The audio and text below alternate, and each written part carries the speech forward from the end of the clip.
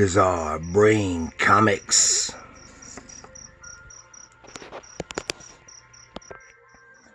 Hello, my comic book friends, and welcome to Bizarre Brain Comics. I am Gary, your host. And this is where I like to take a look at some older comics, talk about characters and creators, and examine the stories and the art. This time, I'm not going to look at comics per se. It's something that came out of the comics and had a big impact on the comics. And I'm going to talk about Roy Lichtenstein, the man who found fame by swiping other artists' work.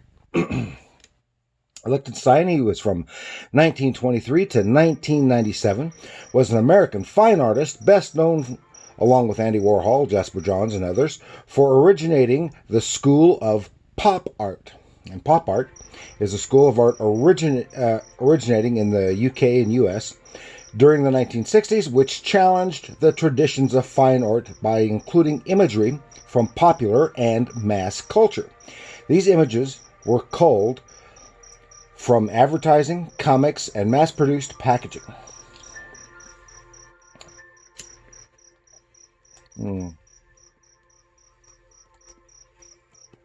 Lichtenstein's work was largely inspired by comic books and advertising styles. He associated the work with industrial art, and his paintings were exhibited at the Leo Castelli Gallery in New York City. Wham!, Drowning Girl, and Look Mickey are believed to be his most influential paintings. In 2017, his most expensive piece was sold for $165 million. And the title of that one was Masterpiece. Okay, Lichtenstein first became interested in art in school. And he often drew pictures of the musicians he listened to at the Apollo Theater. And in 1939, he studied at the Art Students League of New York. Then he attended Ohio State University, and this was both before and after the war. His education was interrupted by World War II. And he received a Master's of Fine Arts in 1949 while working as an art instructor. And during the 50s, he worked in the styles of Cubism and Expressionism. And in the early 60s, his style evolved into what became pop art. And this, all of this here, is an example of pop art. Okay, he literally swiped the work of several comic book artists. Not just for inspiration, he took panels from published comics and just enlarged them. And he would sometimes change colors a little bit, alter the composition slightly, but for all intents and purposes, he swiped their art. I'll show you a little bit here. This one here, and this book features artwork from the Museum of Modern Art with the Lichtenstein work there. And this cover illustration is The Drowning Girl. And here's one of his earliest and best known images, and this is Girl with Ball. And then here you can see the original image it came from. Now it's altered enough there because this is a photograph from an advertisement, and this is altered enough to where it could just be considered a photo reference, because it's not slavish, but it's pretty close. And then you see here The Drowning Girl, and then here is the original page that was swiped from. This is by Tony Abruzzo, and it's a splash panel from Run for Love in Secret Hearts number 83 from November 1962, DC Comics. And you can see there's hardly any change at all other than cropping the image. And in addition to that, on the same page, we see another one he did from 1961 of a Popeye, and this is a swipe from LZ Segar, the creator of Popeye, and so he became famous for these paintings. It was of course, and this type of art became known as pop art. Also, along with Andy Warhol's Campbell's soup can images and similar stuff. And here, I'll show you some here. And this image here, this is some of the kind of work that he was doing in the 50s, expressionistic. And this is just known as $10 bill. And here on this page, we see here a little later. This is from '64, and I don't know for sure. I haven't seen. There are resources out there that I just don't have access to, which tells of what title and artist and stuff he swiped from. And this has got to be John Romita Sr. It just, to my eye, it looks like John Romita. And here's another one. This is from 61. One of his most famous ones. Look, Mickey, and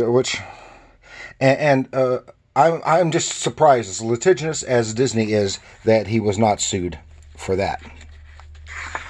And then here we have this one is titled "I Know What You Must Feel, Brad," and he swiped this. I don't remember. I've seen the image online, but I don't know who the original artist was. Might have been Abruzzo again. I don't know. And then here's my version of that. Okay. Well, at least I give Lichtenstein credit, but he didn't give these artists credit. Is this a copy of Lichtenstein's work, or is it a copy of, or am I copying the original artist's work? I would say both myself. And I guess from what I understand, it's really pissed off a lot of. Here is the one that was sold for $165 million. Masterpiece. That was in, 2017, did I say? The artists at the time, they were really and justifiably angry at this. And from what I understand, they approached Lichtenstein. And he said, well, I'm sorry, I didn't know. And then didn't do anything to correct that mistake. And but as a working artist in New York City, granted, they did not give artists credit at the time. And they should have. But the publisher didn't give artists credits. But he was in a position where he could have contacted the publisher and found out the names of the artists and given them full credit for that image. Now here, see, this is another, of course, he did not a lot of romance comics and war comics, those primarily. And here's Taka Taka. And then over here is the original image that it came from. And to me, it looks like, I don't know the title or anything, I would just say probably from a Charlton war comic, but I don't know that for sure. And here's one of his other most famous ones, Wham, 1963. Both, and that one, plus this triptych here of these three as I open fire. Now it was done on all as one piece,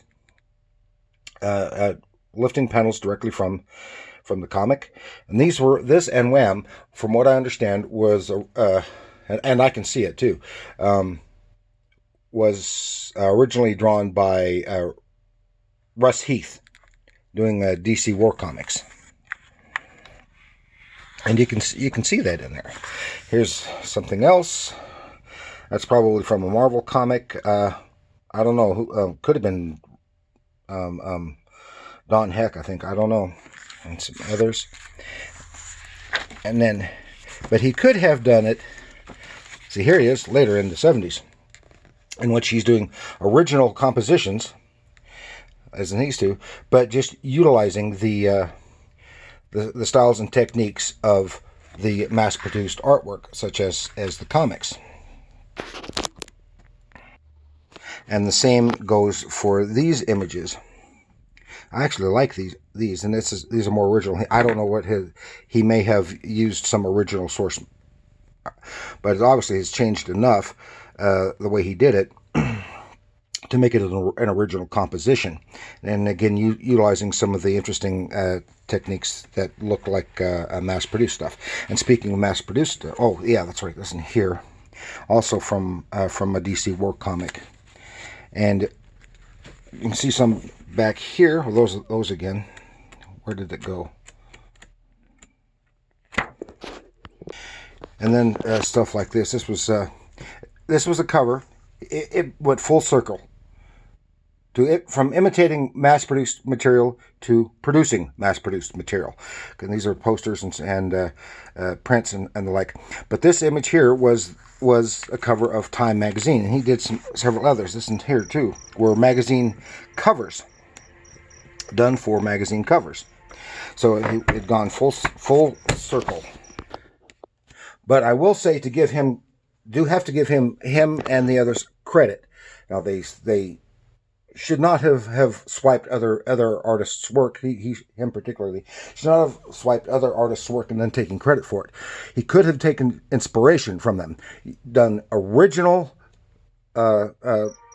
drawings and compositions inspired by the comics, but have been totally original and his own, and that would have worked.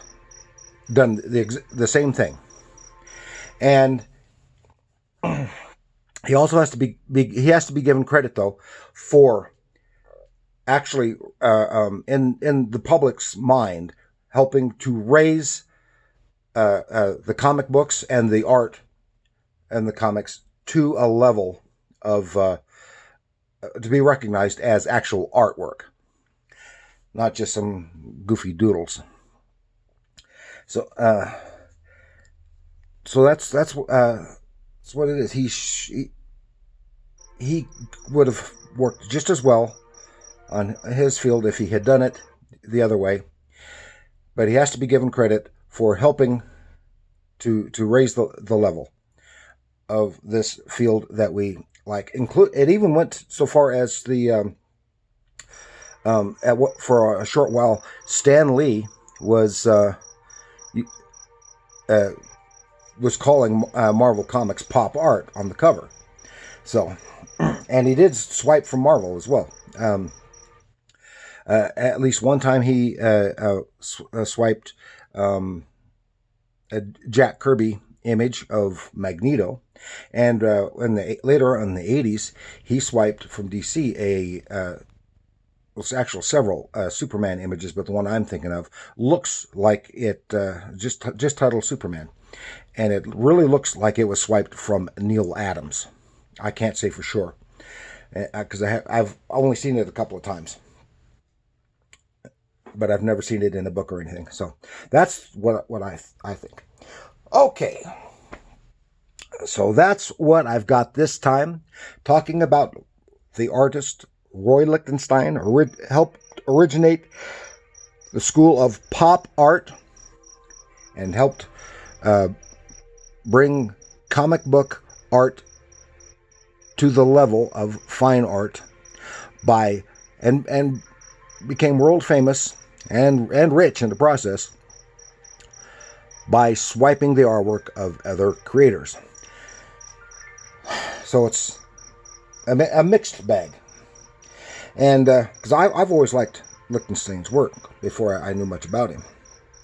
I still like his work, but I think he didn't go about it the right way. So please like, share, subscribe, and do leave a comment. Tell me what you think about Roy Lichtenstein, his artwork, his practices, whether you think he deserves more credit than he's got or less credit than he's got.